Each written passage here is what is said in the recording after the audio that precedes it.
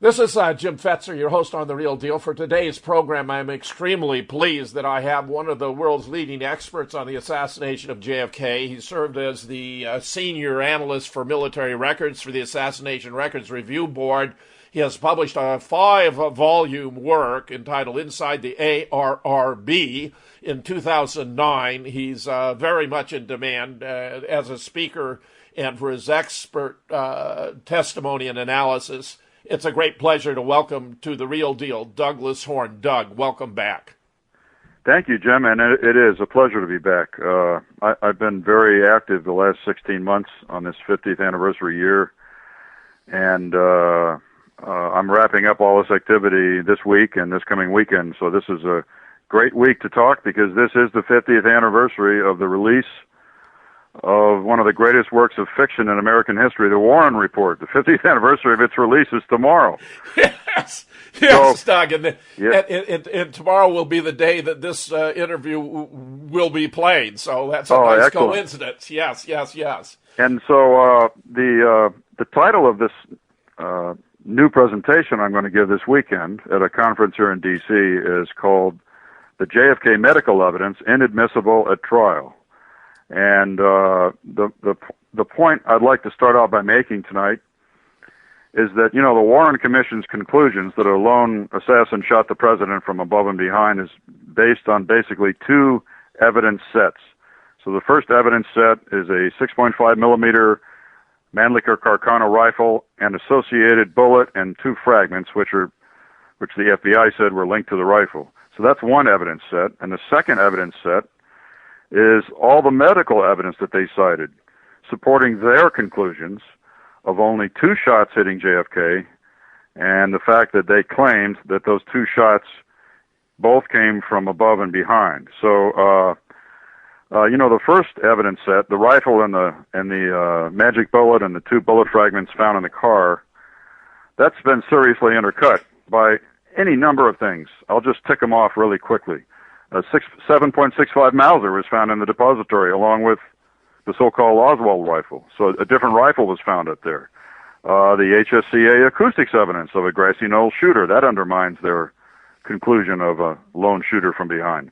Eyewitness and ear-witness testimony of too many shots from multiple directions, that undermines their talk about the gun and the bullets. The mediocre shooting skills of the accused assassin, coupled with the extremely poor quality of the purported murder weapon. That undercuts that argument. And then finally, the chain of custody of those bullets is in serious doubt. So anyone knowledgeable about this stuff could talk about that subject for 3 hours, but we're not going to do that tonight. We're going to talk about the second evidence set, the medical evidence, because I'm convinced that the medical evidence that we, based on what we know about it today, after 50 years of research by numerous researchers, including myself,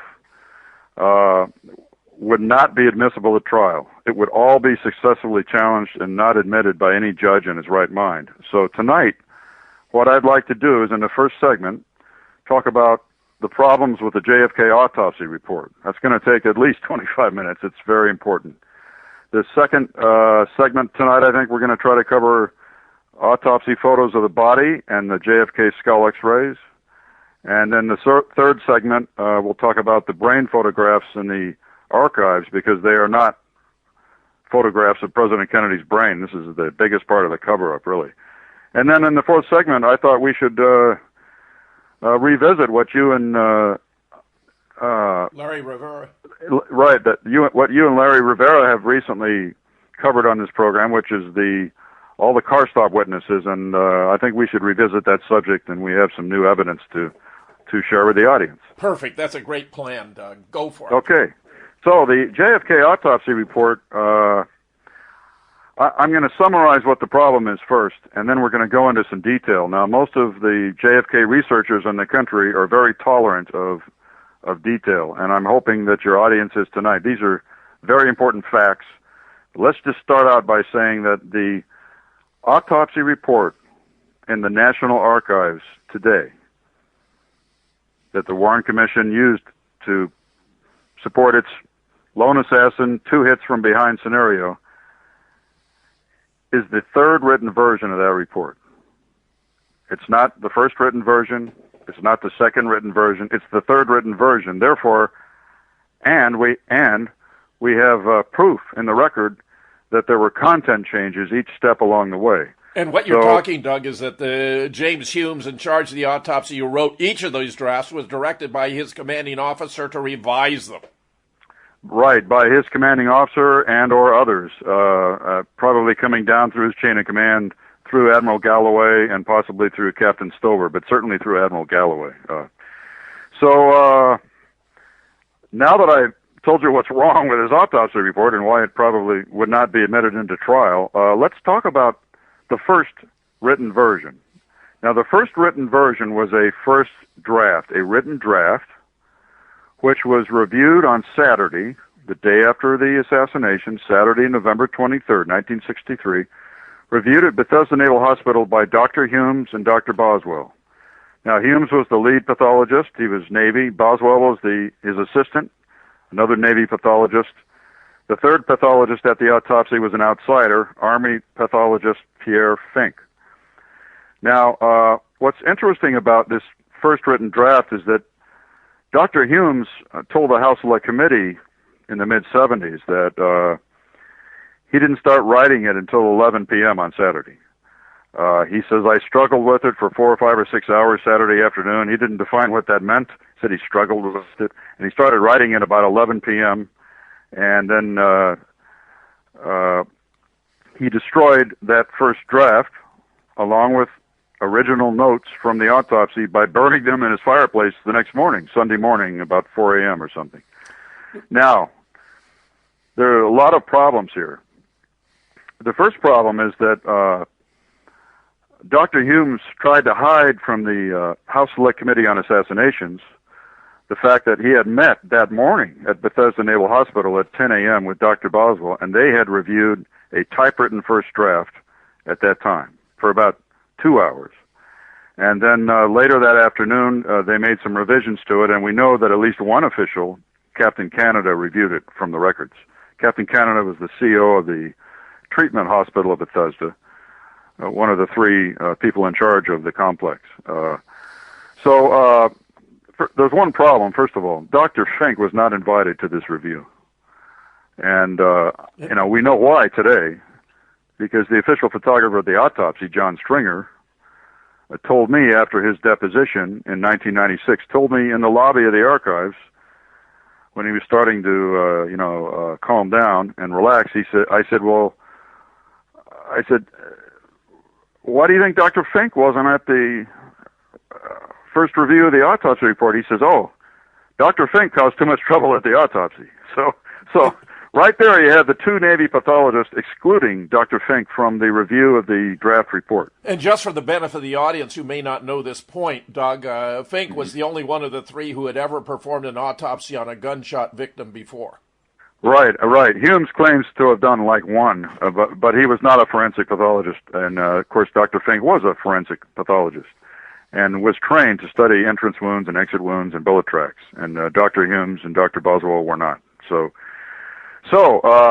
Which appears to be part of the reason they were selected to perform this extraordinarily important autopsy. Well, I would think so, that they were very subject to direction from above because they were in the military and would follow orders, and they weren't likely to object since they weren't even... Yeah, for their incompetence and their malleability. Right.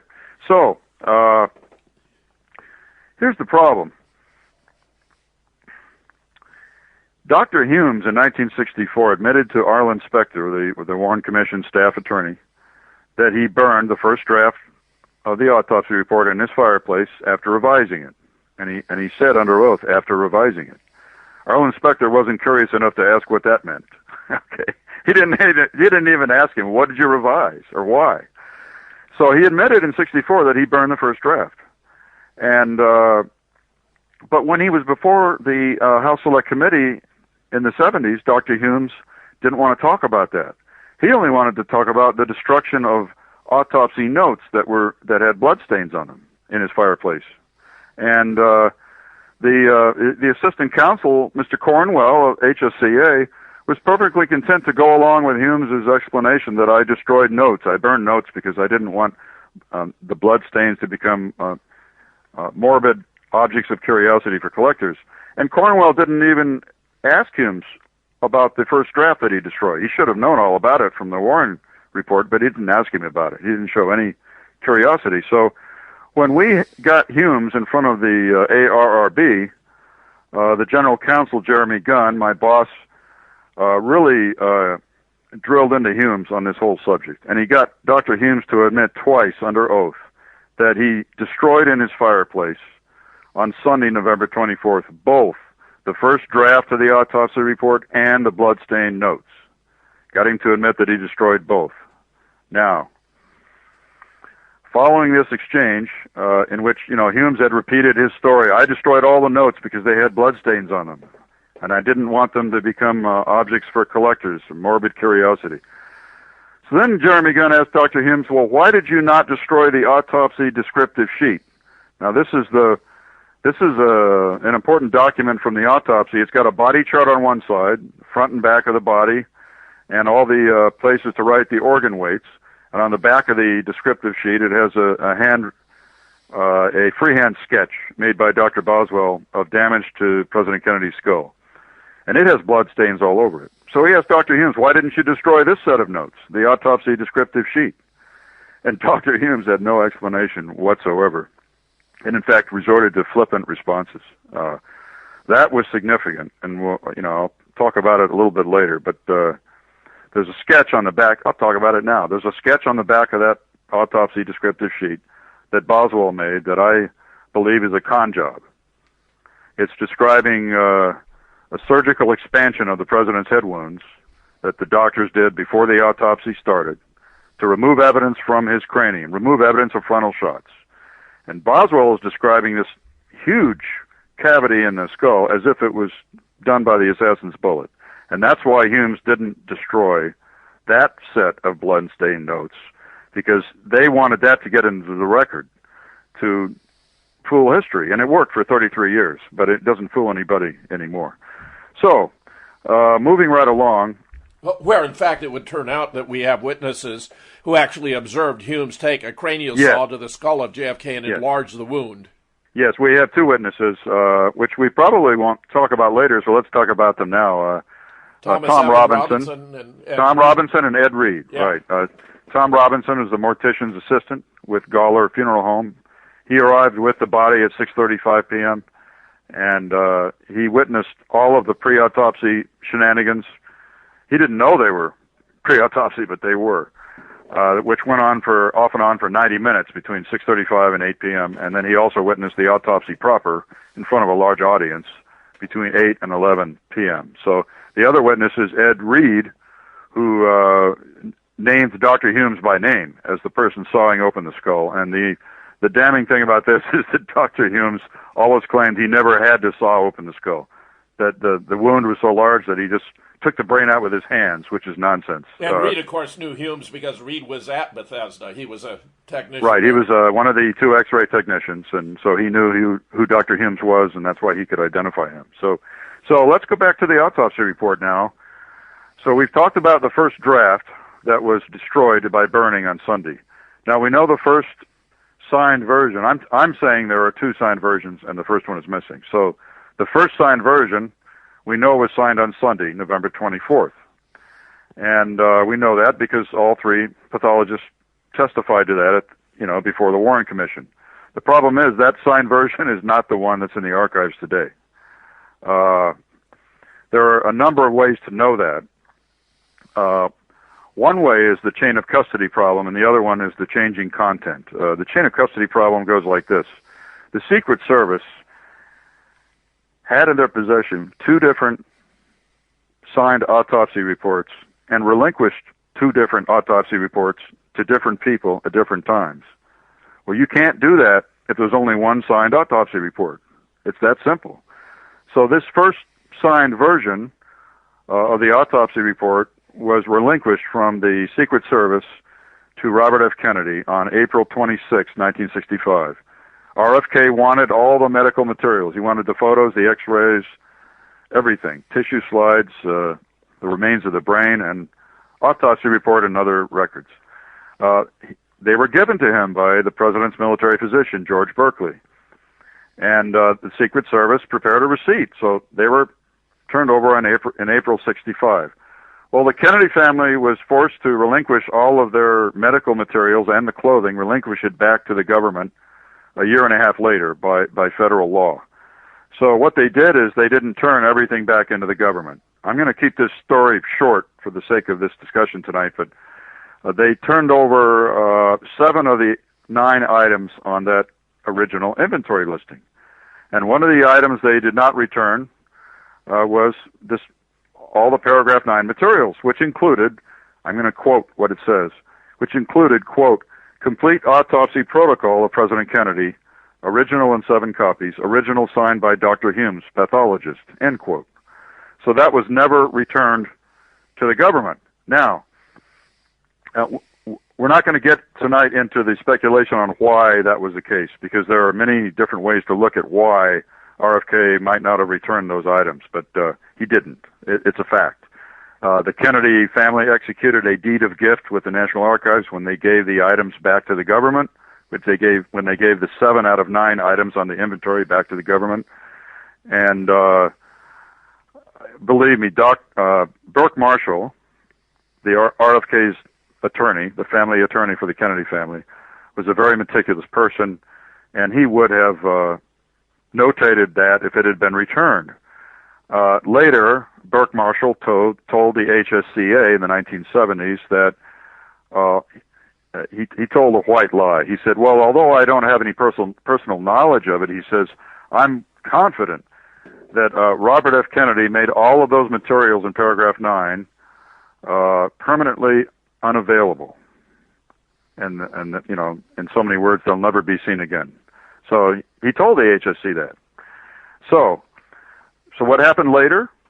The Secret Service relinquished another signed autopsy report directly to the National Archives on October 2nd, 1967, and the archives signed for it the next day, October 3rd, 1967. So these 2 receipt trails exist.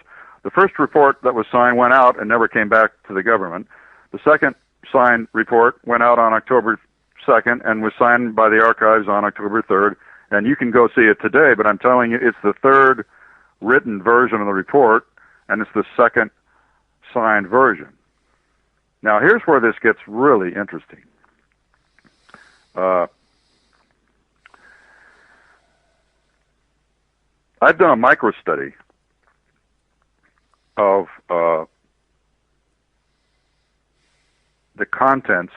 Let me back up here. I'm going to back up on myself. I apologize to the audience. That's no problem. Okay. I've talked about 3 written versions of the autopsy report. There were actually 4 sets of conclusions. And so this indicates the tremendous malleability of the autopsy pathologist, willingness to change their minds under pressure.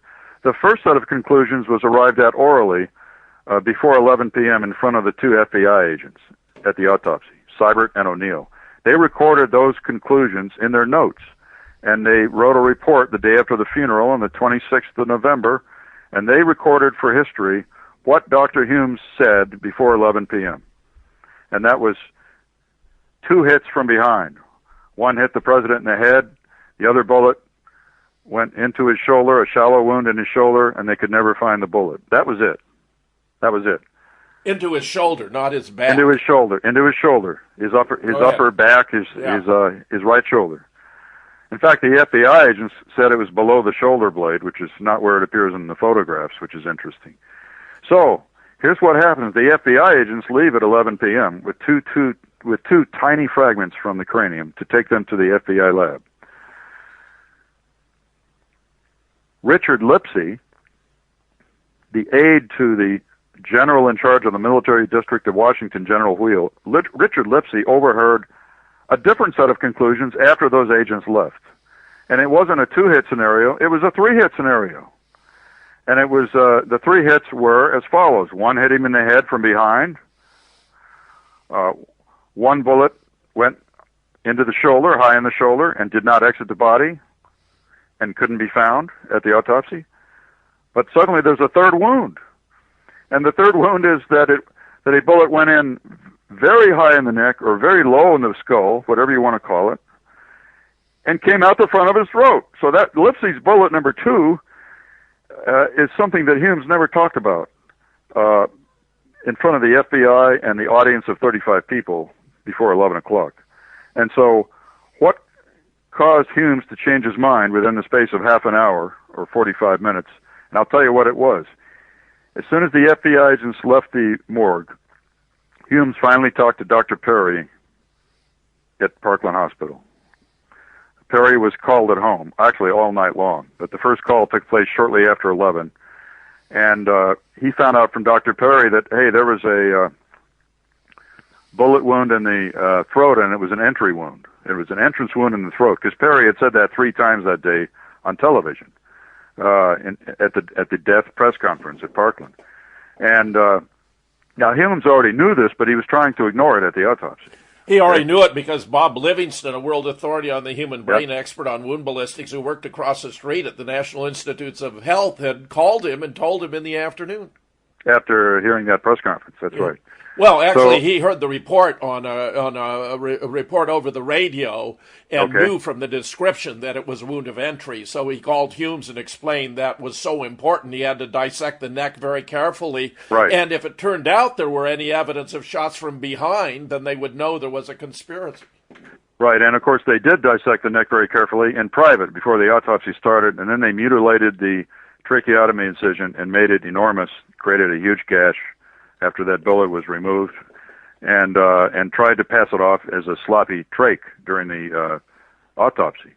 However, once Humes spoke to Perry after 11 p.m., he realized that this story was on the record of an entrance wound in the throat, and that it wasn't just Bob Livingston calling him. It was the actual surgeon himself, and everybody in Trauma Room 1 was going to be insisting on a bullet wound in the throat, in the front of the neck.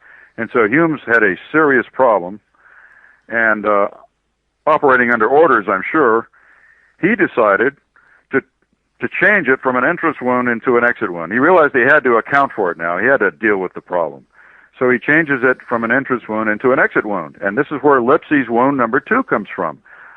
Entering high in the neck, or low, I'm going to call it low in the skull, very low in the skull, at the hairline, at the bottom of your haircut. And Doug, this is the introduction of the magic bullet right there. Well, it might be the first thought about it, and so this is confirmed not only by Richard Lipsy's recollections and the drawing he made for the HSCA, but Tom Robinson, the mortician, who was present at all this, recalled for the review board when we interviewed him in 1996 that he remembers a metal probe inserted very low in the president's skull in the back, and which came out through the tracheotomy incision in the front of the neck, which is unbelievable. I mean, it means it was a forced passage, and that these guys were actually, it's very macabre. The pathologists were mutilating this corpse. Well, Doug, because David Manick has proven that it was anatomically impossible. Cervical vertebrae intervened, so they had to bash through cervical vertebrae. Right, and not only was it impossible for this to have really happened, but Dr. Humes admitted that he admitted to what Tom Robinson recalled, this forced passage created by a metal rod, because he admitted to his neighbor, Jim Snyder of CBS, that there was one x-ray that had been taken which showed a metal probe going through the neck, which went down and up and then down again and then came out the throat.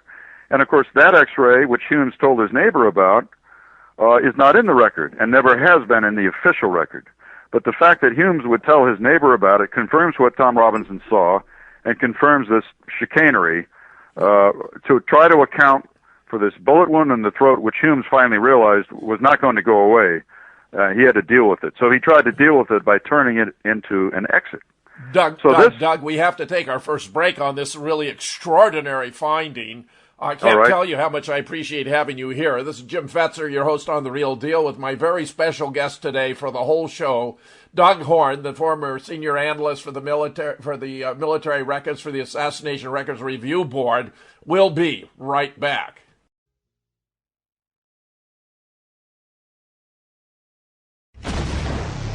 Even Bush admits that Saddam Hussein had nothing to do with 9/11. Our own FBI acknowledged it has no hard evidence that ties Osama bin Laden to 9/11. But if Saddam had nothing to do with 9/11, And if Osama had nothing to do with 9/11, then who did it? Who did it? The 9/11 conspiracy provides the answer. Discover the big picture. Learn what we know now. Find out what it means. 11 experts contribute to exposing the truth as the anatomy of an atrocity. Edited by James H. Fetzer. Buy it now if you have the courage to face the truth. Just don't think you're going to like it. The 9/11 conspiracy provides the answer.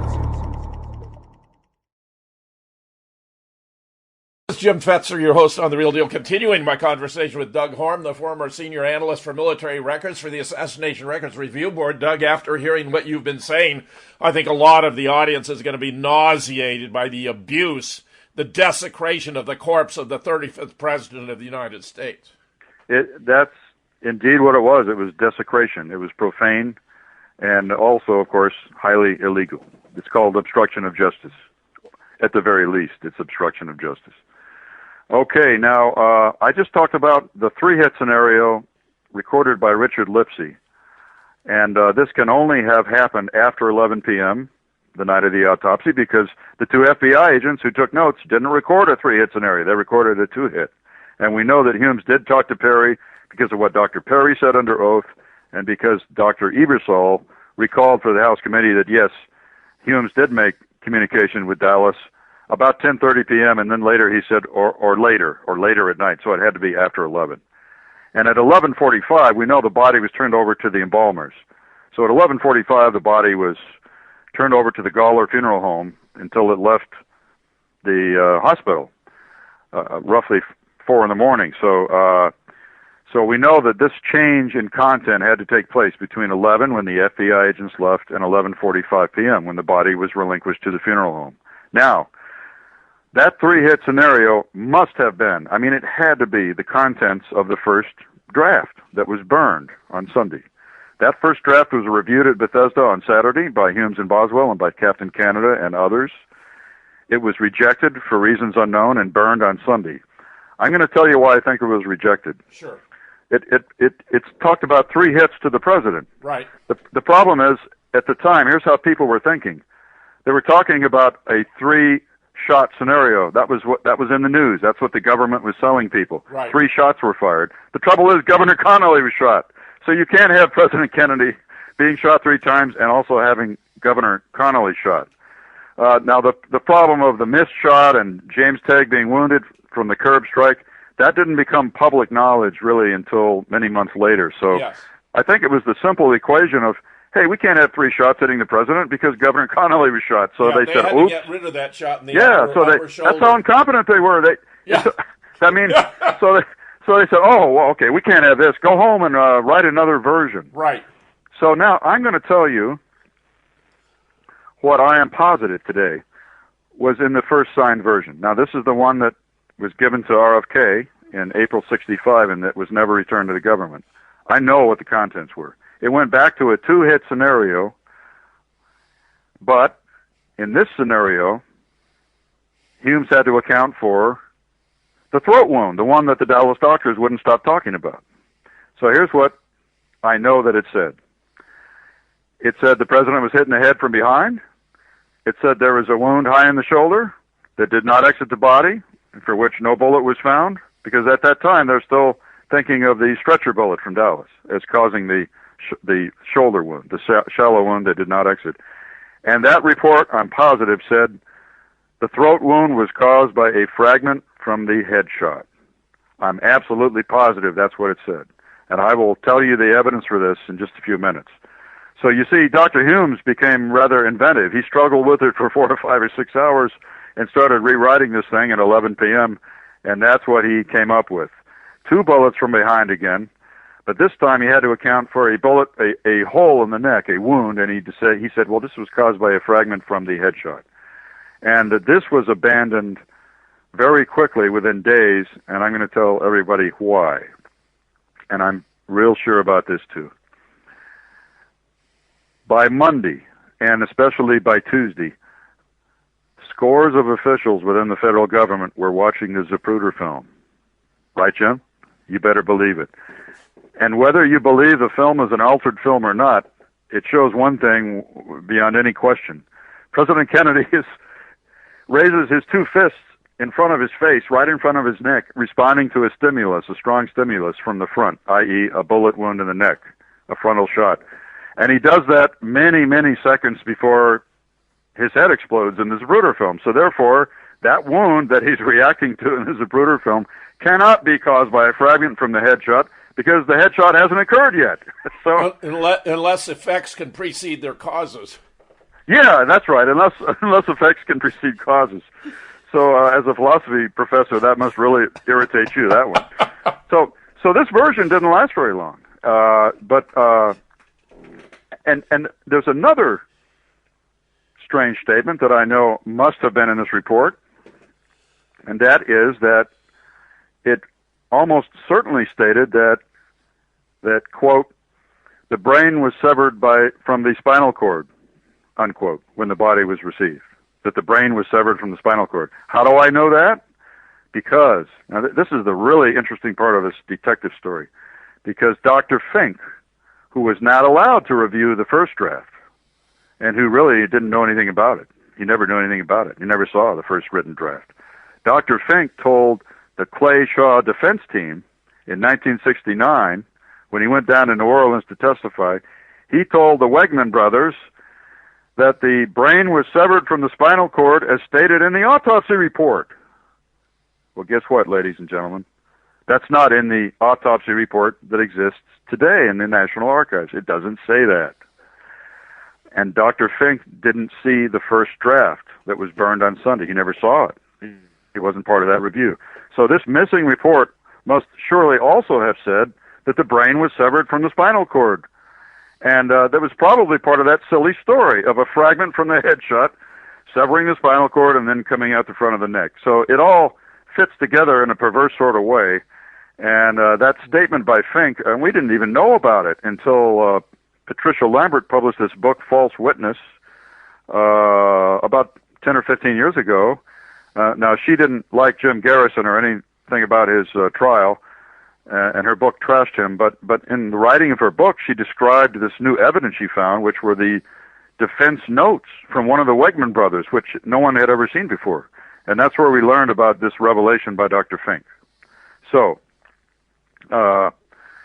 let's remind your audience of what the autopsy report in the archives says today. Now, this second signed version, the third written version of the autopsy report, and actually the fourth set of conclusions, says the following. It says President Kennedy was hit by 2 bullets from behind.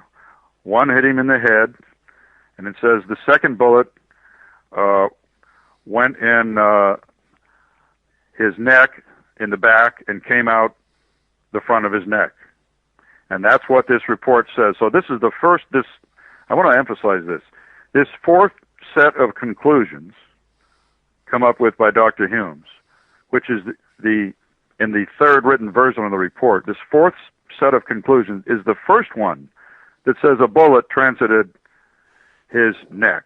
And of course, in the autopsy report, he describes the wound as high in the thorax, high in the back.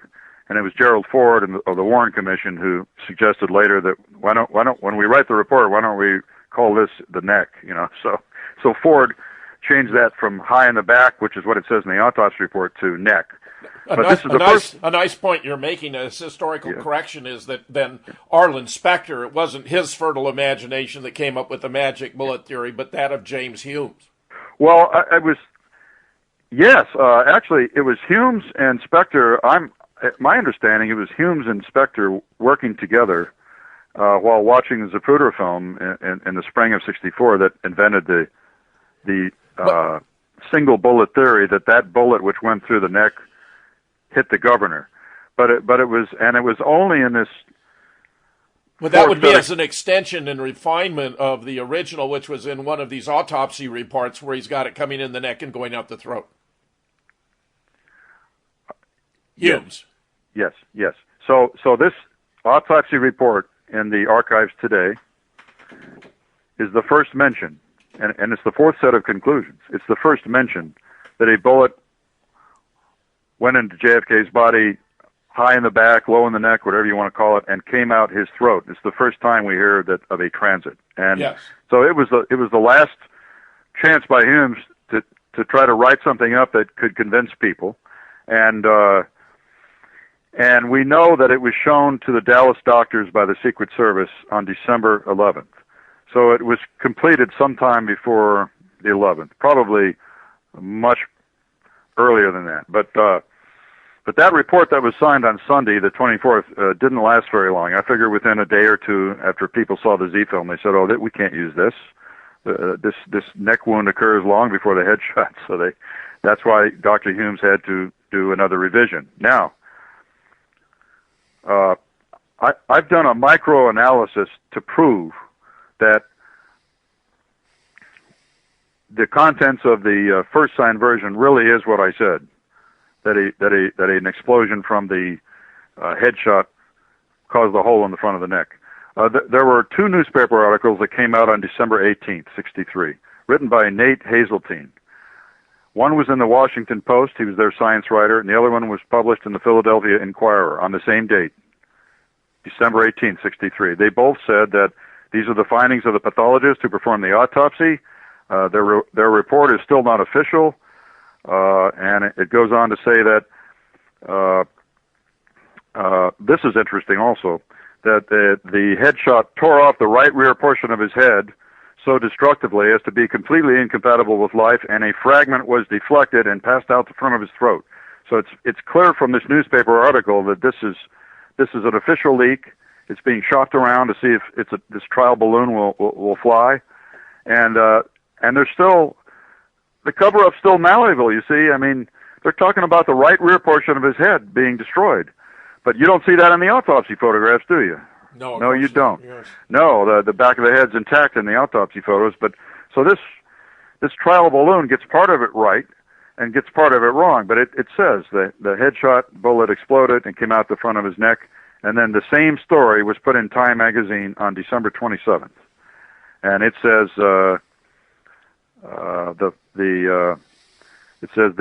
talking about the headshot, it says the throat wound had been made by a fragment of the last bullet, which literally exploded in Kennedy's head.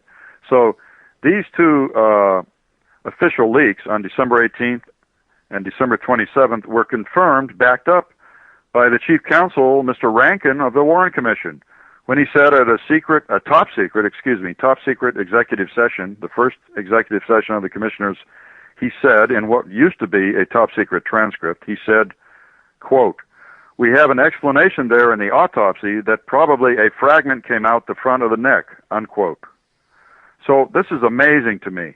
They've already done a second signed autopsy report, and we know it existed by December 11th because it was shown to the Dallas doctors. And yet, Mr. Rankin has three conflicting reports on his desk at this meeting. He has the first signed version, which talks about the hole in the neck being caused by a fragment from the headshot. He has the second signed version of the report in front of him. It's clear from studying the text of the transcript that he has that in front of him. And then he also has the FBI report in front of him, which doesn't talk about transit at all. It talks about a shallow back wound and a stretcher bullet. And that report came out on December 13th. So Hale Boggs says to Rankin at this meeting, he says, "I thought I read that bullet just went in a finger's length." He's talking about the high back wound. And Rankin said, "Well, that is what they first said." And that means Rankin's referring to the FBI summary report. So he's got that on the table. He's got the first signed version of the autopsy report about a fragment from the headshot causing the throat wound. And then he's got the second signed version in front of him, because he's talking about, we got this point of exit or entrance of the bullet in front of the neck, and we have to develop this much more than at the present time. So this is amazing. This is really an incompetent cover-up. Now, to wrap up this discussion of the autopsy report and why you can't have any faith in it, this is my concluding slide in my presentation this weekend. This is the story of an incompetent cover-up, ladies and gentlemen. This is all about the throat wound, JFK's throat wound. I'm going to give you a chronological recapitulation, just in quick bullets, of how the story changed as given to the American people. The first version was given by Dr. Perry at the President's death press conference. Dr. Perry and Kemp Clark, the neurosurgeon, held a press conference at Parkland, for which the videotapes have now disappeared. But Dr. Perry said 3 times that JFK had a bullet entrance wound in his neck fired from in front of him. He said it 3 different times in response to questions by reporters. There was no ambiguity. There was no speculation. It was a stated fact. And we know that because the White House made a transcript of the press conference, and even though the videotapes were seized by the Secret Service and disappeared, the White House transcript, transcript 1327C, survived and was later, found in the LBJ library, I think, with a Secret Service time and date stamp on it. So we know that's a fact. I published it as an appendix to Assassination Science, Doug, and of course it's very clear how 3 times he describes the bullet was coming at him. It was a wound of entry. Yep. There's no ambiguity whatsoever. Right, and that's what Dr. Livingston learned about, and that's what Humes learned about, of course, when he called Perry after 11 p.m., was that this story wasn't going to go away, and that's why he was trying to deal with it in a nefarious way. So look, this changes very quickly. The very next day, on the November 23rd, Richard Lipsey's bullet number 2, instead of the throat wound being caused by a frontal shot, which is what Dr. Perry and all the Dallas doctors said the day of the president's death, the very next day, in the first draft of the autopsy report, it stated that a bullet entered very low in the back of the skull and came out the front of the neck. That's the Richard Lipsey statement to the House Select Committee. There's a tape recording of it, and he made this drawing, which very clearly explains what he heard the doctor say. The very next day, it changed again. On November 24th, it changed again that the throat wound was caused by an exiting fragment from the headshot. We've just talked about that at length. So this is 3 versions in 3 days. It gets even worse, folks. This is the part where I become ill.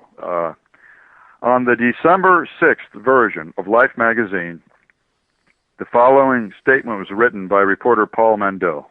I'm quoting from this statement. Now, this is the magazine that is bought as a Zapruder film. They have the film in their custody. It's not been shown on television. They should know what they're talking about. And Mr. Mandel writes a lie. He wrote the following, quote, "But the other bullet," the doctor reported, "entered the president's throat from the front and then lodged in his body. Hence the recurring guess that there was a second sniper somewhere else." Now, this is the part I want you to listen to.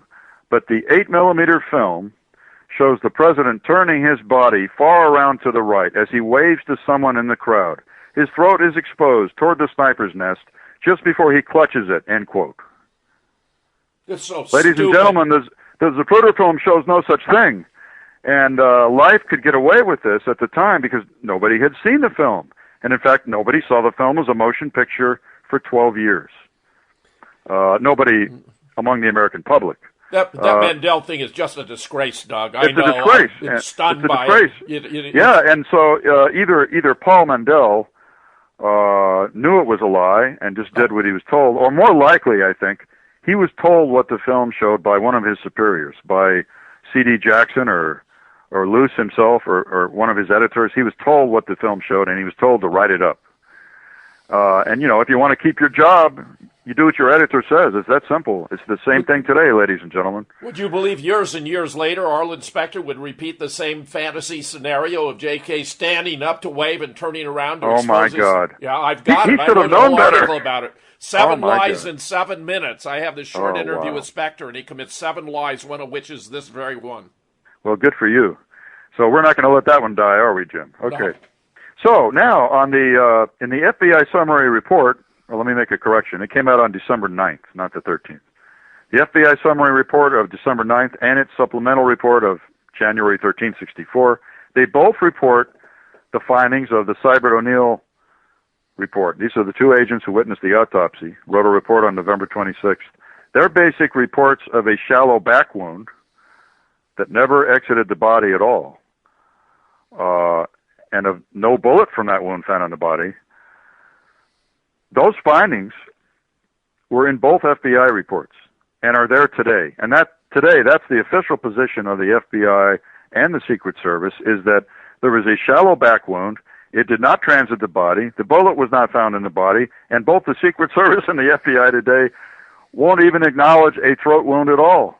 They won't acknowledge any bullet wound in the neck at all. Doug, would you believe that I was contacted by a former neighbor of Sam Kenney who'd driven the Secret Service Cadillac, who explained to me that Kenney had confided in him not to be revealed until after his death. He actually waited 8 more years till after his wife's death. That Sam had been the agent who rushed up, got the bucket of water sponge, and started wash blood and water out of the limousine at Parkland, and then he had found an intact bullet there, which would appear to have been the one that came out of the back, and he'd taken it in and left it on a stretcher at Parkland, according to this neighbor of Sam Kenney. According to the neighbor. Yeah, because Kenney's dead. Boy, yeah, that's hard to believe. We would have to view that with great skepticism. Except that somebody did get the bucket of water and sponge, and yes, and somebody did plant a bullet on a stretcher. That's for sure. Right. See, and we know they put it on the wrong stretcher, on the stretcher of a small boy. Right. Yeah, the only good work Josiah Thompson's done. He solved the only part of his work that stands up today. Yes. He solved which stretcher the bullet was found on, and he did a real good job of it, too. Well, his double hit theory, actually, if you look at the evidence of 6 seconds, there's a lot of good stuff in there, including the analysis of the double hit in the extant version of the film. It's just that he sought to repudiate all the proof of conspiracy in his own book. I was being facetious, yes, of course. Yes. Well. Yeah. Now, the end of this sad story about the incompetent cover-up regarding the throat wound, of course, is the second signed version of the autopsy report, which is that the throat wound is suddenly an exit wound, that a bullet transited the neck, quote-unquote. And this was a late conclusion in the writing of the autopsy. It was the final and fourth set of conclusions that the bullet transited. And, of course, then you have the executive session transcript, Mr. Rankin saying on January 27, 1964, he thought it was safe to say these things because it was a top-secret proceeding, that he had 2 alternate versions of the autopsy report before him and a contradicting FBI report. So that's it, ladies and gentlemen. You can have no faith in the autopsy report in the National Archives. No judge would admit this into a trial. And therefore, if this autopsy report is not admissible at trial, there is no official conclusion then that the president was hit by only 2 bullets and that the president was hit only from behind. There is no such conclusion if this report is not admitted. And I'm telling you, it's inadmissible. Great analysis, Doug. Very, very much more complicated than we ever suspected. Very good.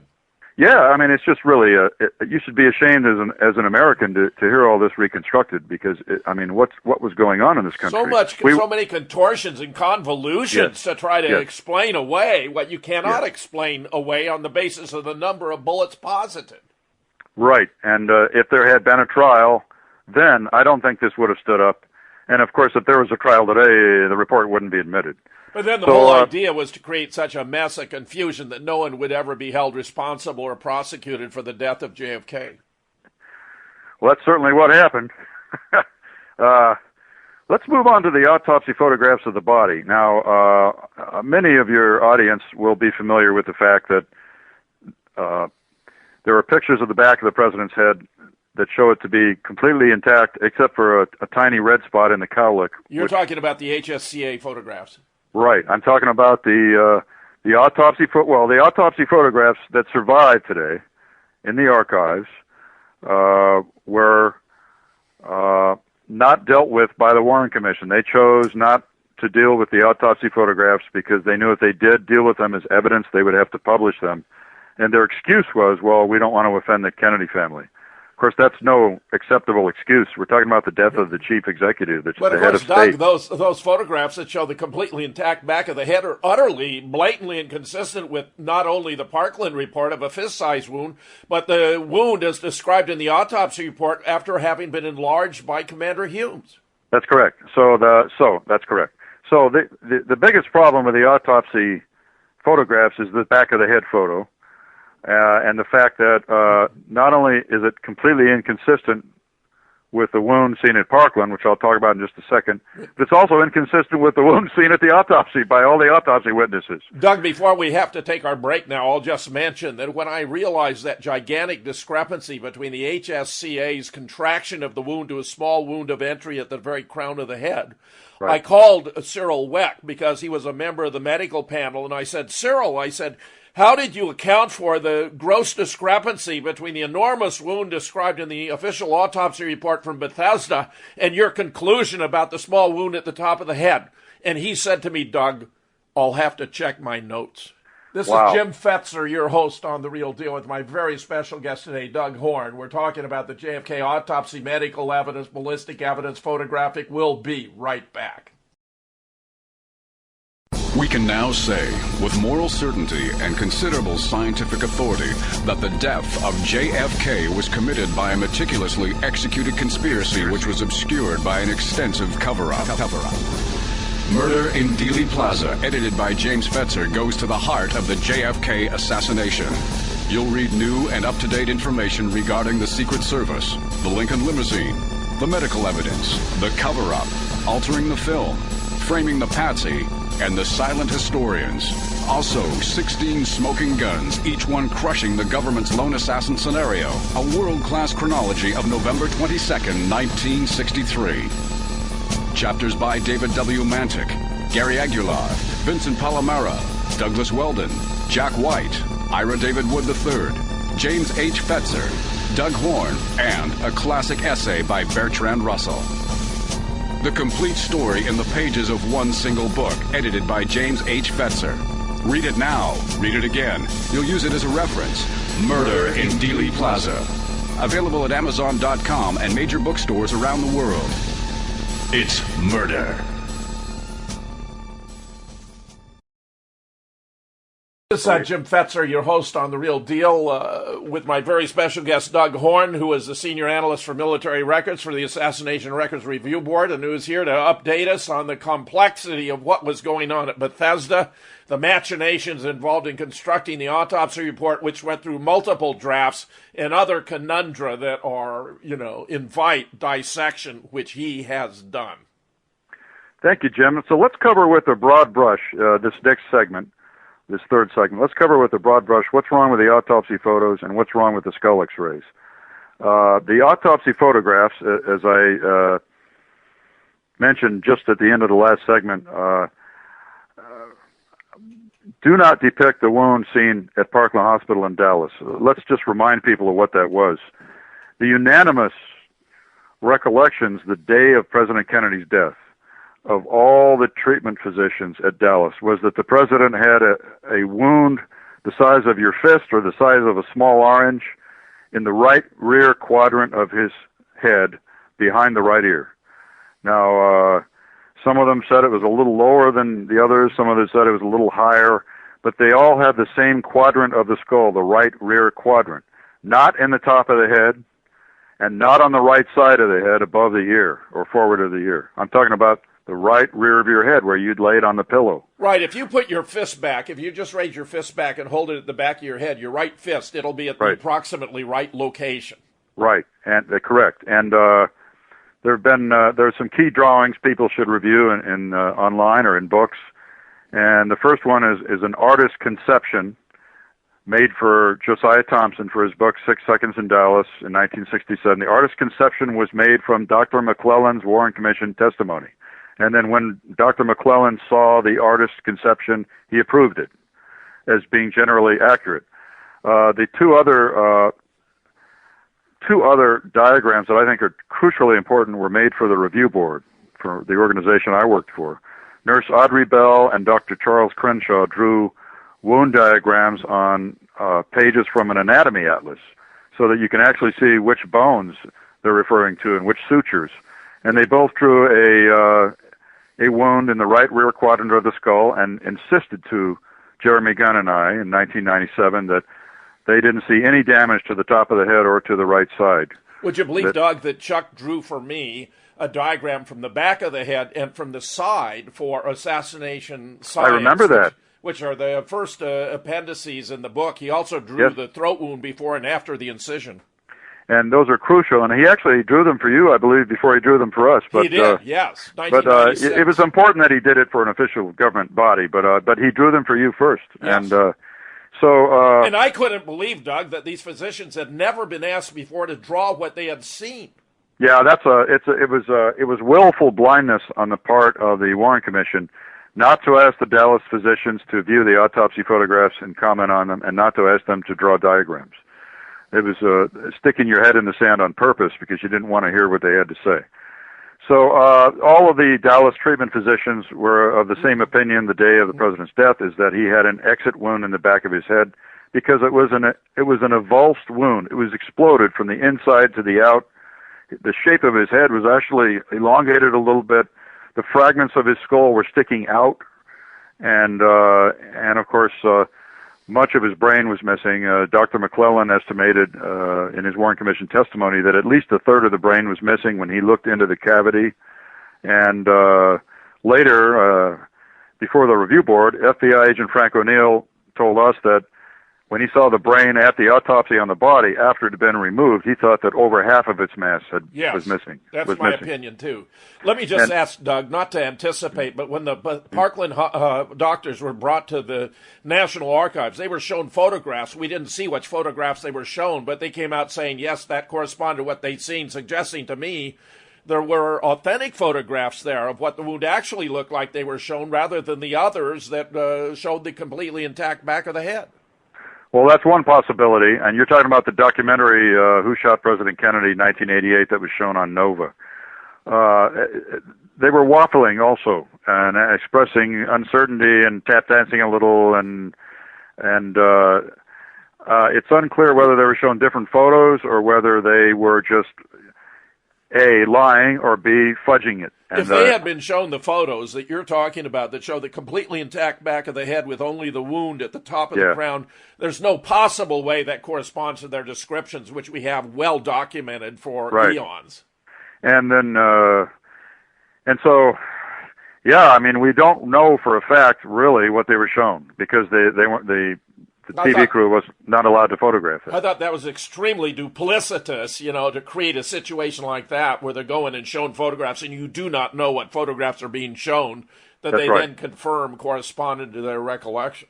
That's right. So that part of that show is worthless, really. Well, just revealing of the techniques of deceit and deception. That's right. And that's what a lot of my presentation is about, is deceit and deception. So, folks, let's talk about the rest of the autopsy photographs. Let's talk about the rear of the head photo. So the rear of the head photo that looks intact, both FBI agents, under oath, before the review board, disowned and impugned those photographs. They both said under oath, no, it didn't look anything like this. This is not what we saw at the autopsy. And one of them said, it looks like it could be reconstructed, and the other one said, it looks like it's been doctored. Now, when O'Neill said doctored, he then said, I don't mean the photo's been doctored. He said, I mean, it looks like the head's been doctored, like put back together. Now, what's interesting is that when I wrote my book, I speculated that the back of the head might look intact in these photos because perhaps Kennedy's scalp was drastically rearranged from the left side just for the purpose of these pictures, to put real scalp in front of the picture and make it look like his head was intact for 5 minutes at the end of the autopsy. I've changed my mind since then, and Dr. Mantic has persuaded me that these have to be altered photographs. Dr. David Mantic has been to the archives 9 times with the permission of the Kennedy family. He did stereoscopic viewing of very similar photographs of the back of the head. He said the portion of the head in these photos of the back of the head that looks intact, the portion of the head that looks where the hair is wet and looks closer to the camera and kind of stands out, he said that portion, when viewed stereoscopically, looks 2-dimensional, and the rest of the head looks 3-dimensional. So in his view, it's a paste-up, it's a soft-edge matte insertion or some similar forgery. Yes. And he's almost certainly correct. Yes. I believe he's gone a 10th time, by the way, but that's incidental.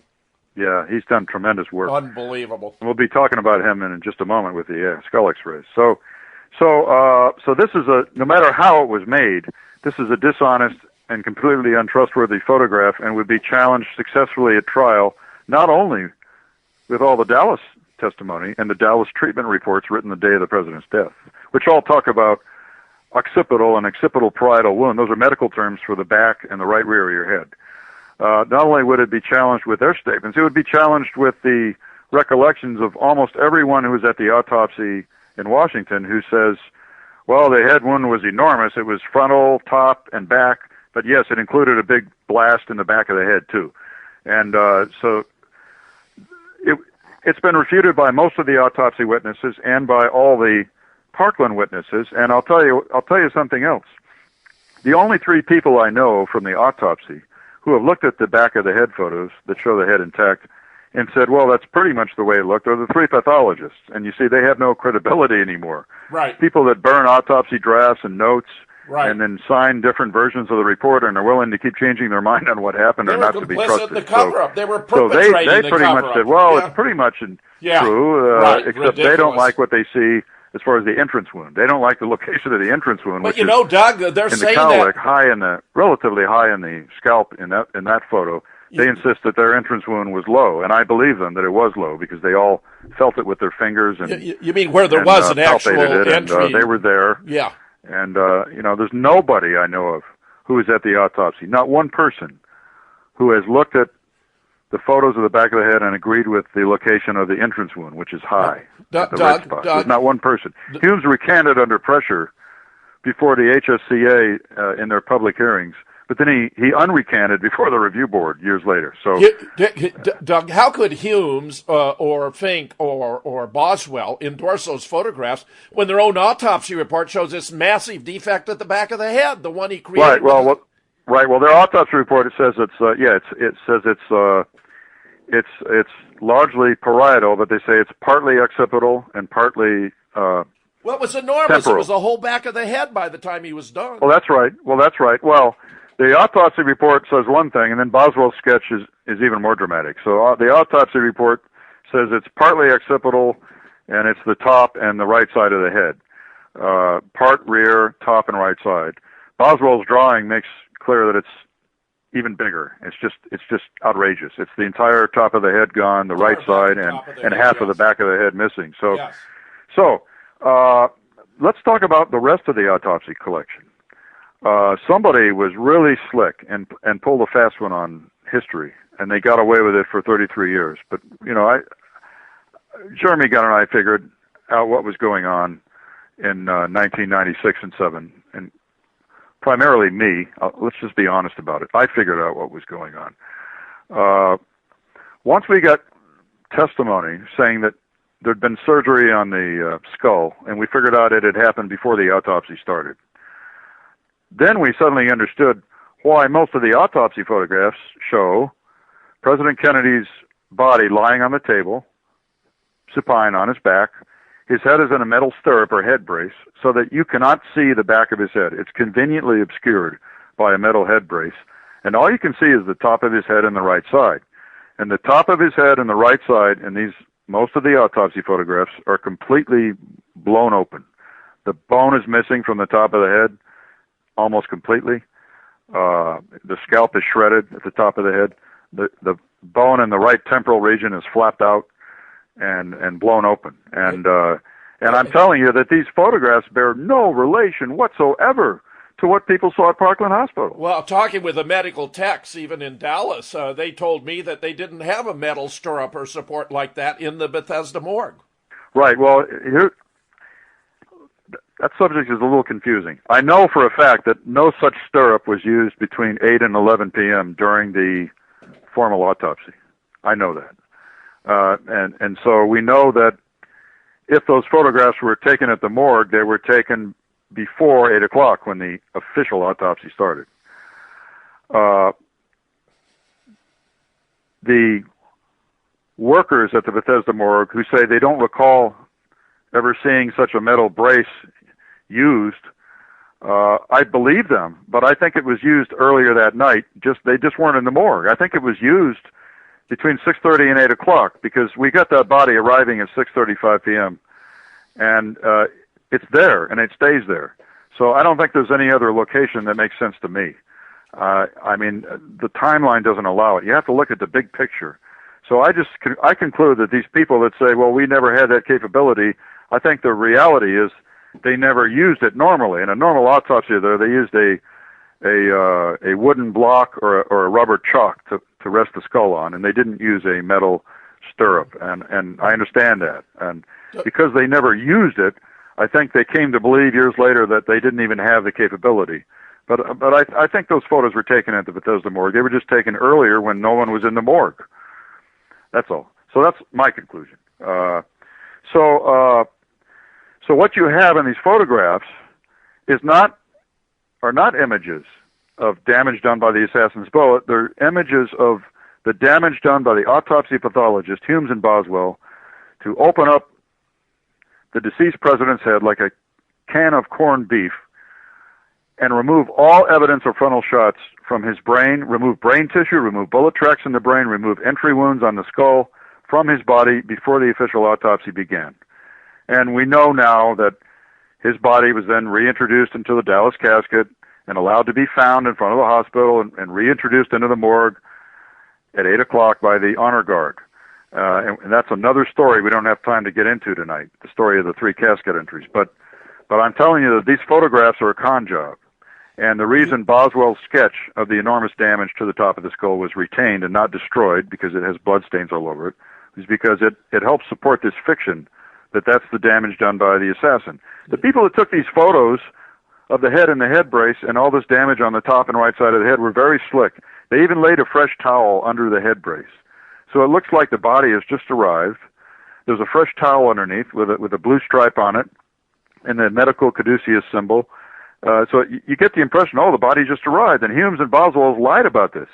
They told the review board under oath that they had not made any incisions before these photographs were taken. And I'm telling you, that's a lie. That's nonsense. Doug, we also have these 2 photographs that Robert Groden has, color photographs that show this back of the head all emaciated, weird. The hair is very long. It's a lot of gunk. I have long presumed that those are fake photographs. Am I right or wrong? There is no such photograph in the archives. That's all I can tell you. Yeah. So I want to say 1 or 2 more things about the autopsy photos. How much time do we have in this segment, Jim? Oh, I think we might have about 8 minutes. Okay, good.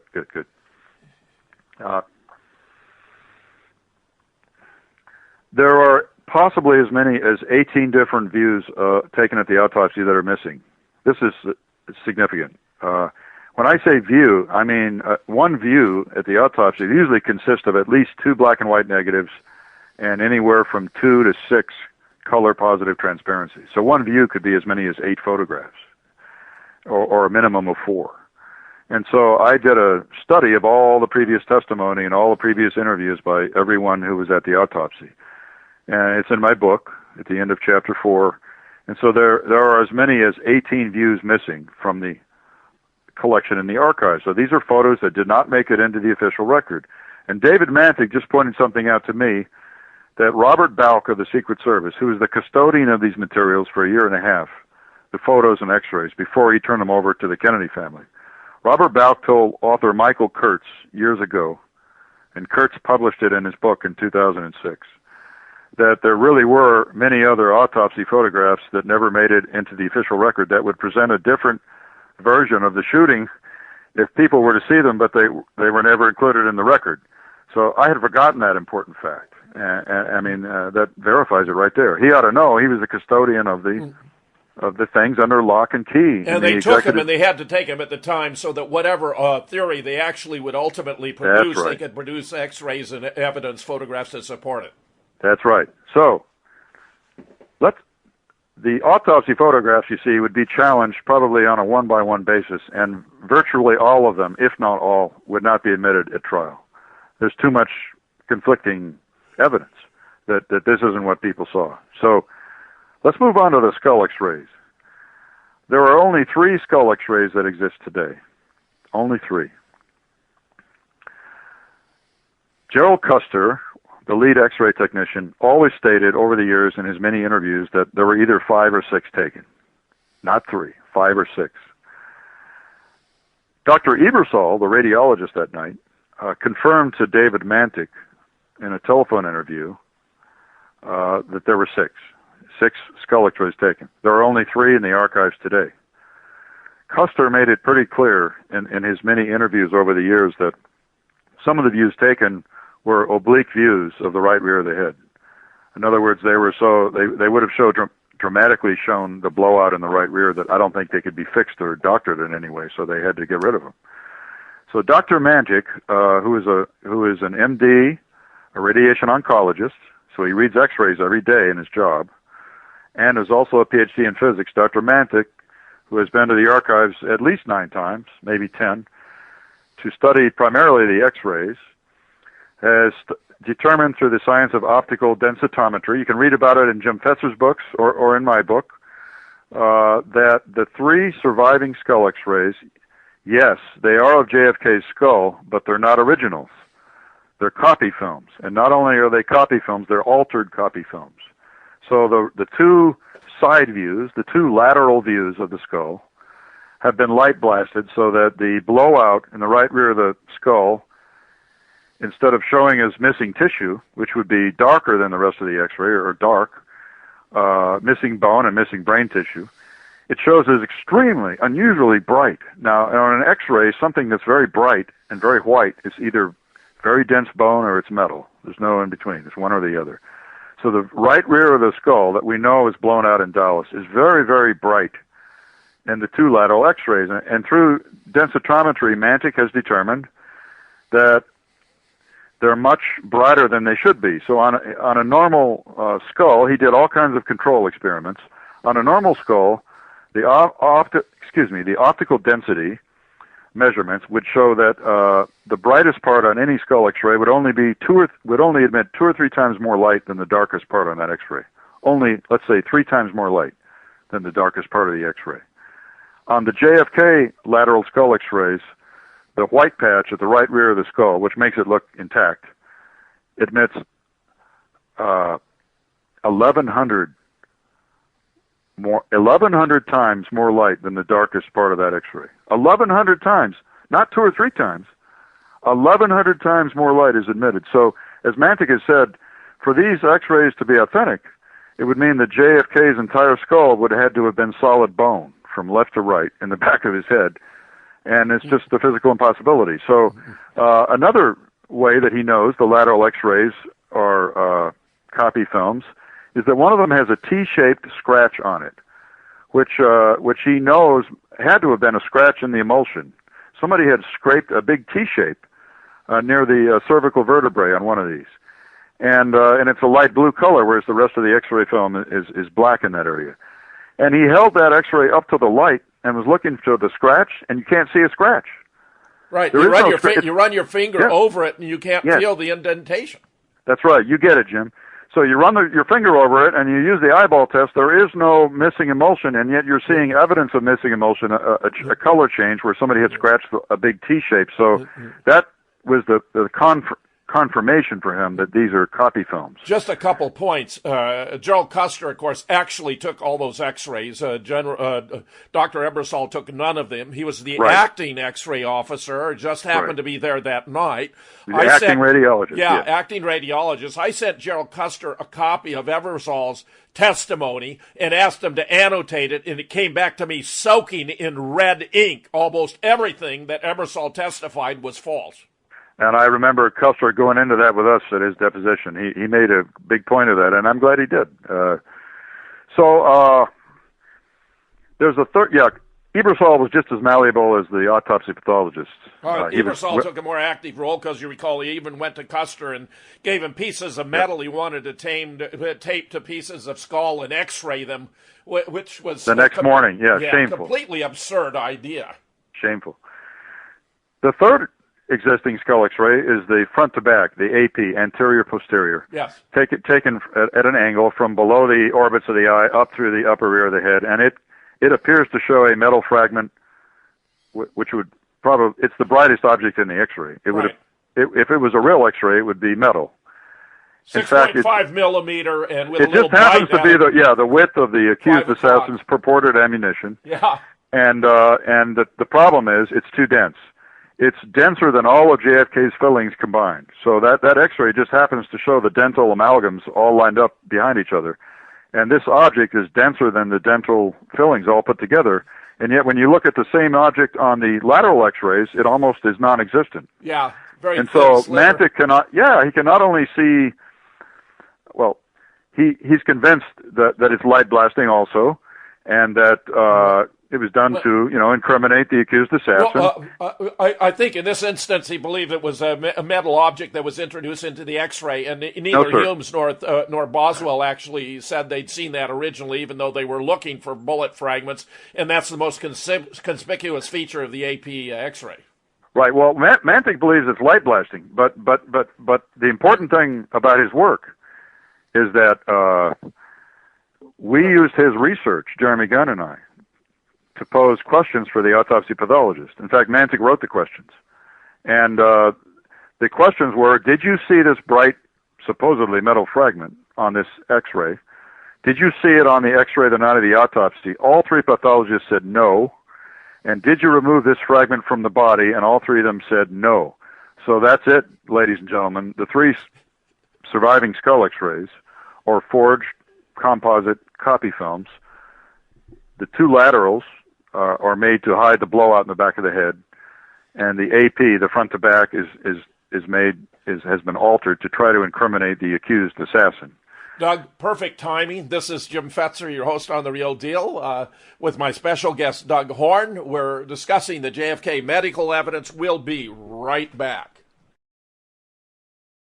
This is Jim Fetzer, your host on The Real Deal, concluding my conversation with Douglas Horne, who is the senior analyst for military records for the Assassination Records Review Board.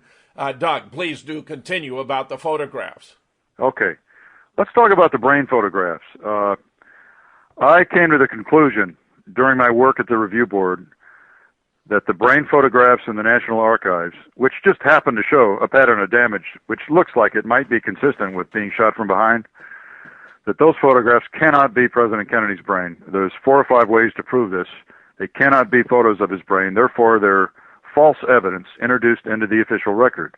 It's the 2 brain exam memos, the most important memo I wrote while I was working at the ARRB. And I've devoted a whole chapter in my book to that, chapter 10. So if you're interested, read chapter 10 in my book. Now, how can I make such a strong statement? I'll tell you how. First of all, there's many ways to look at this. First of all, the 2 people that have given us some of the most eloquent descriptions of the damage to the brain were Tom Robinson, the mortician's assistant at the autopsy, and FBI agent Frank O'Neill, who both placed their hands on the back of their heads before the review board and said the whole back of the brain was gone on the right side. It was completely missing in the back, the right rear. And also, of course, this confirms all the Dallas observations, that there was an exit wound in the right rear of the head, and the Dallas observations of 4 physicians, that the right cerebellum was severely damaged and was partly missing and was falling out of the wound onto the cart during the president's treatment. And Dr. McClellan's observations that at least a third of the brain was missing in the right rear. So they confirmed all this, and the photographs in the archive show the right cerebellum to be completely intact, John, completely intact. And the photos in the archive show some damage to the cerebral cortex at the top of the head, just to the right of the top of the head, but it's not really missing. It's just kind of outfolded to the right and disrupted, but the tissue's not really missing. Frank O'Neill looked at the brain photographs in the archive, FBI agent O'Neill, and he said, no, the brain I saw at the autopsy when it was removed from the body didn't look like this. He said, this is a complete brain, isn't it? And we said, well, we're asking you. And he said, well, this is almost a complete brain. He said the brain was over half missing, the one I saw. So that's one basis upon which to say that the photos in the archives cannot be Kennedy's brain. There's another way to determine that they can't be photographs of President Kennedy's brain, and that is the following. I conducted a timeline analysis, Jim, for my boss, Jeremy Gunn, and the timeline analysis was of everyone who ever mentioned the brain exam following the autopsy, who attended it, when was it conducted, etc.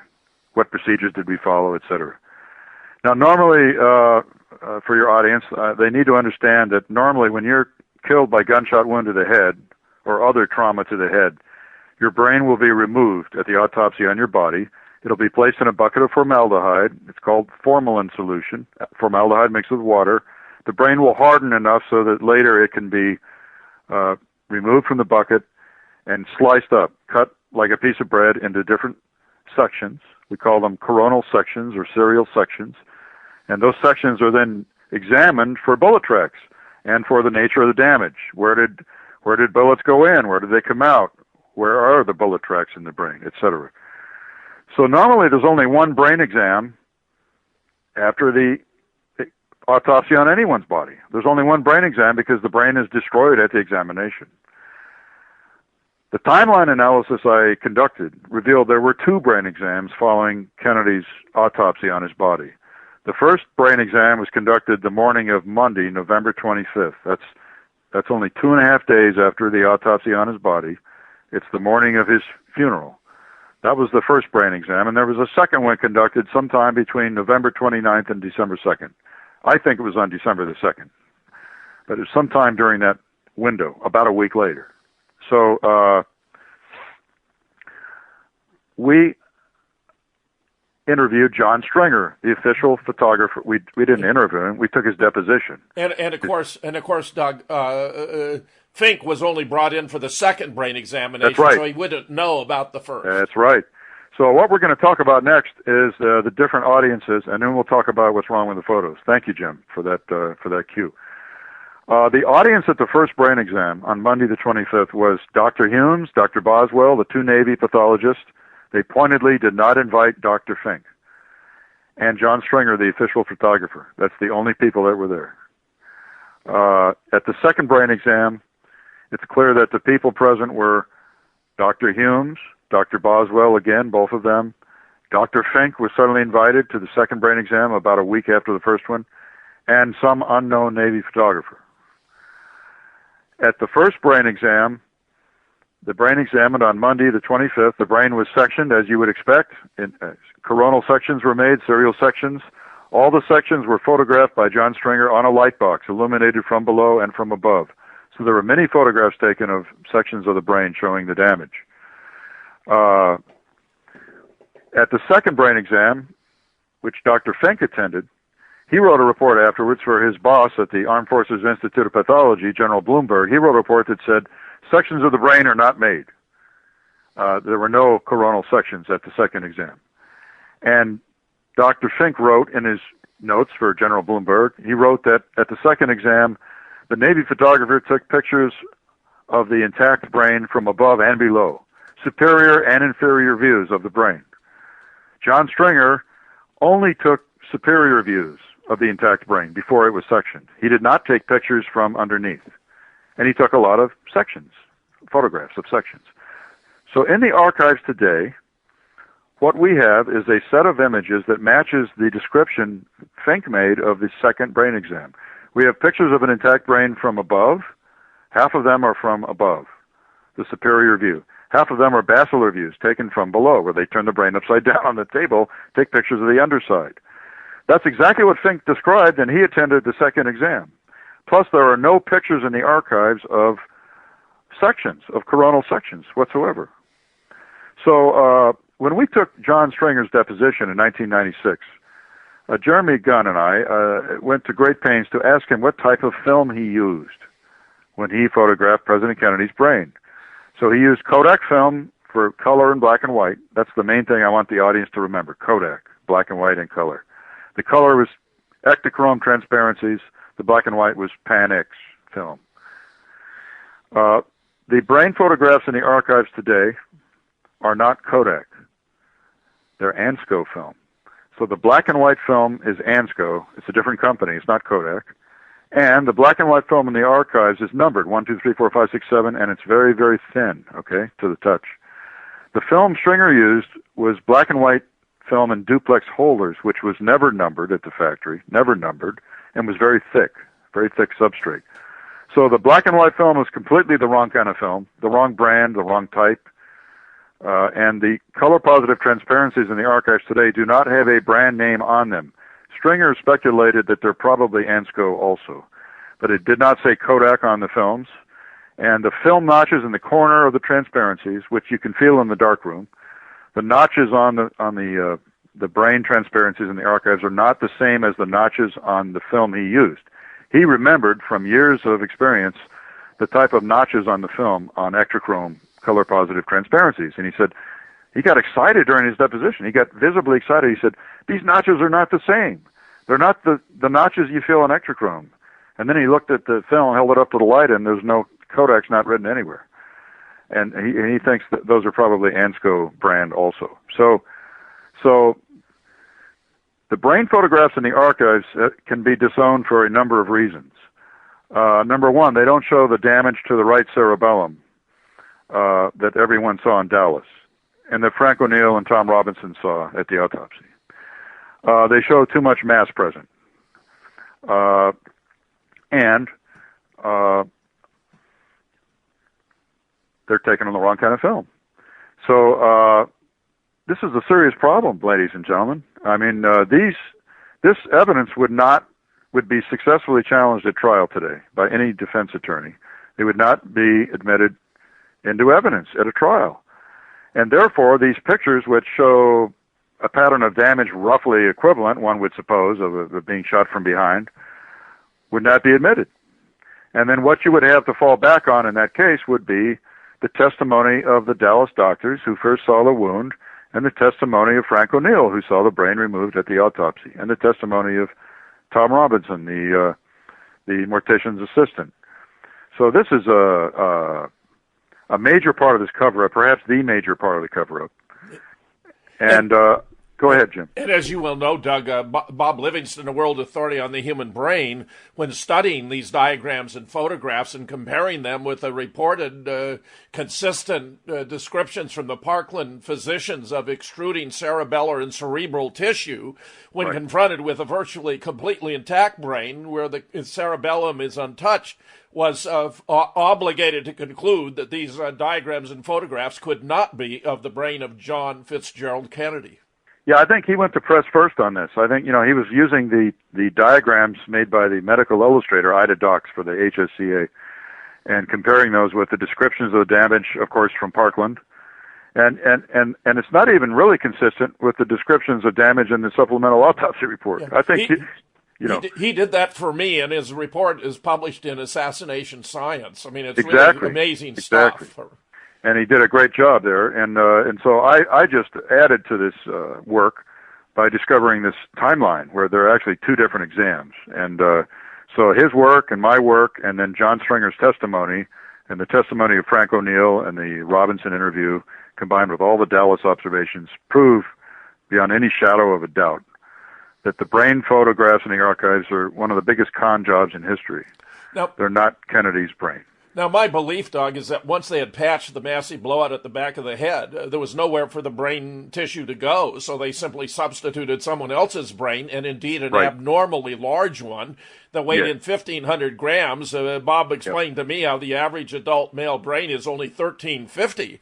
So exactly. So it was really extraordinary that they got this massive brain as a substitute for JFK.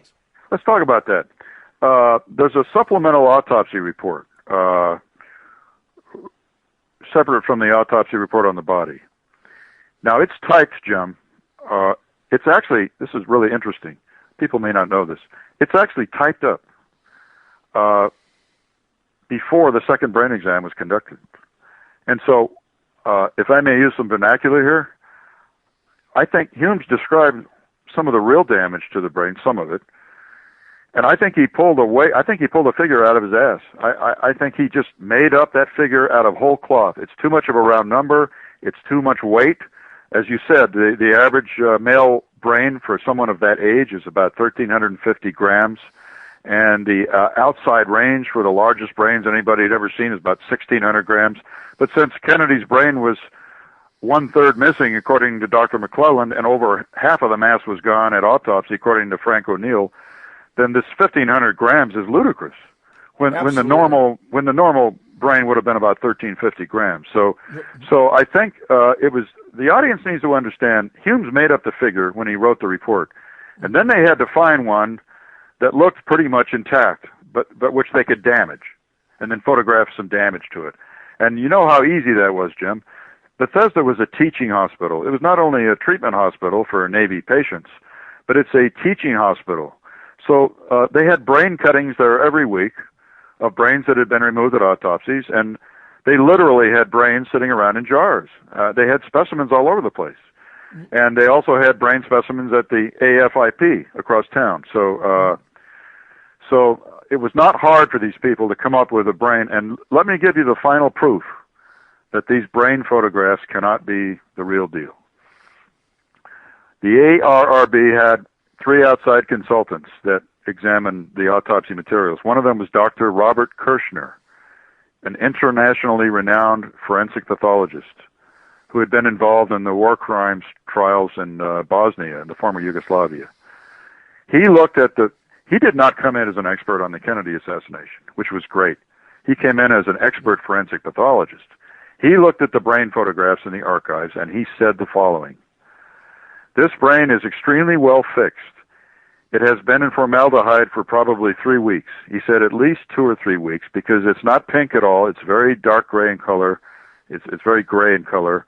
There's no pink color, and it looks very, very firm. And he said, so this is not a relatively fresh brain. And Jeremy Gunn and I looked at each other, and the hair stood up on the back of my neck. Because, Jim, that's when I knew. I knew then. I already knew that Kennedy's brain was examined 2.5 days after his death, according to Dr. Boswell and according to John Stringer. That's what they had told the House committee. And then they both confirmed that for us later under oath in 1996. So that was it for me. When I heard this expert say that, I knew that this couldn't be Kennedy's brain and that it was some old specimen that was just sitting around. Doug, you've done such brilliant work, and I congratulate you, and I admire everything you've done in publishing the 5 volumes, an historic contribution. Before we have to part, however, you have provided me with a rather extraordinary clip. Yes, indeed. From 22 November 1963. As you well know, there's been tremendous controversy about whether or not the limousine was brought to a halt. Right. I have argued on multiple grounds that it was not only brought to a halt, but that the amount of time during which it was still had to extend at least 14 seconds or more, because you have all these events taking place. You have JFK hit in the back of the head. He slumps forward. Jackie eases him back up. She's looking him right in the face when he's hit in the right temple by a frangible or exploding bullet, sets up shock waves, blowing his brains out the back of his already weakened cranium to the left rear, where the impact Officer Bobby Hargis so hard that he initially thought he himself had been shot. Meanwhile, Clint Hill is rushing up, getting on the back of the limousine, pushing Jackie back down, laying across their bodies, peering into this fist-sized hole at the back of JFK's head, turning to his colleagues and giving them a thumbs down. Now, it seems to me that sequence of activities had to have taken, in terms of the shots, Jackie going back and so forth, at least 14 seconds. But what you have provided now is even more extraordinary. We have reports from the Fred Newcomb interviews with Officer Billy Joe Martin, who is riding on the outside of Bobby Hargis to the left rear, and also from Officer James Cheney and Doug Jackson, where Cheney was the closest to the inside on the right. And they all talk about what happened here during the apparent limo stop, where the report by Cheney is quite extraordinary, because he not only talks about the limo stopping, but that Bobby Hargis actually got off his motorcycle and ran between the 2 limousines to get to the other side of the street, which obviously would have been impossible if the limousines had not been brought to a halt.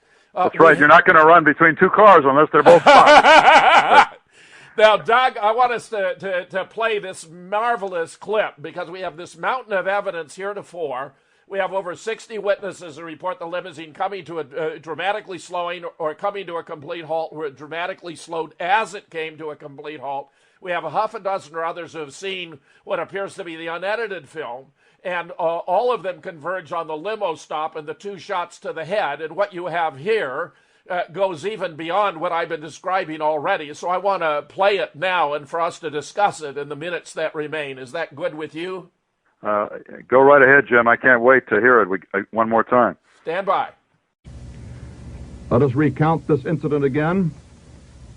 There has been an assassination attempt against the life of President John F. Kennedy in Dallas, Texas.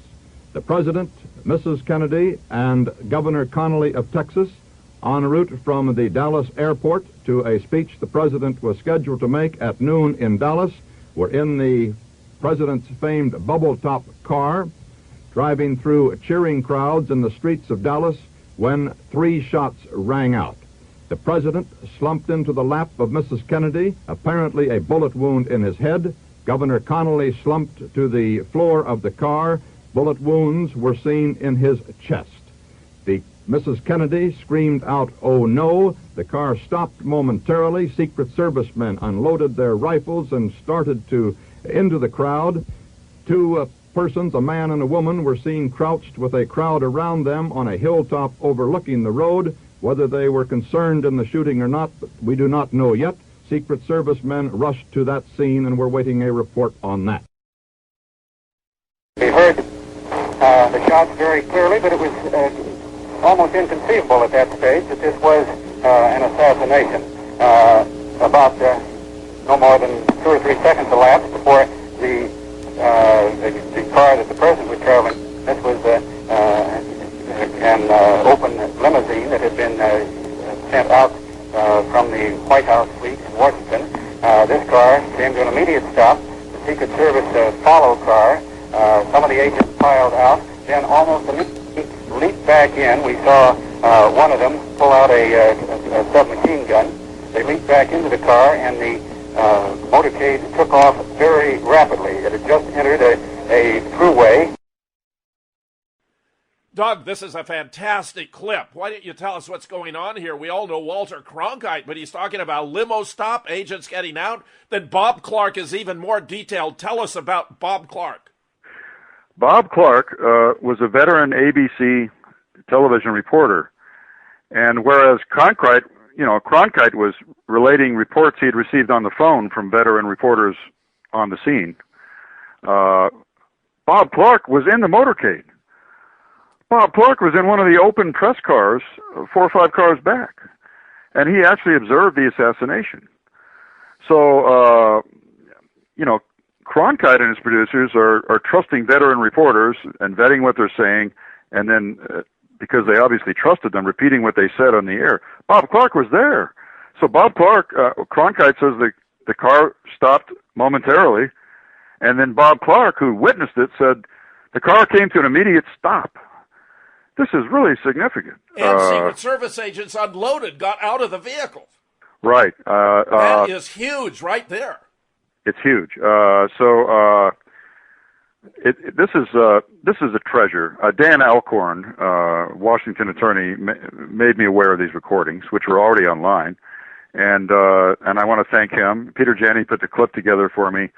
But this is tremendous because the Warren Commission supporters are always invoking authority. They're always trying to invoke the authority of the autopsy report or the authority of the autopsy photographs or something like that. Well, let's invoke the authority of Walter Cronkite and Bob Clark on national news. They're reporting what really happened before there was an official story. You're absolutely right. And, of course, that Cronkite wasn't there. He talks about the bubble top, which wasn't on the limo. Bob Clark is talking about the open limousine. But Doug, just imagine, given that sequence of events of the 2 shots to JFK, during this interval, how much happened, and now the unloading and then reloading into the limousine of the Secret Service agent, how much time do you think the limousine stop endured? I keep thinking it has to be at least 10 seconds, because we know from these other recordings you mentioned that Stavis Ellis, one of the motorcycle cops, told his interviewer in 1971 that a little kid picked up a bone fragment that flew out of JFK's head, and a Secret Service agent grabbed it from him and threw it back in the back of the presidential limousine before the car took off. Right.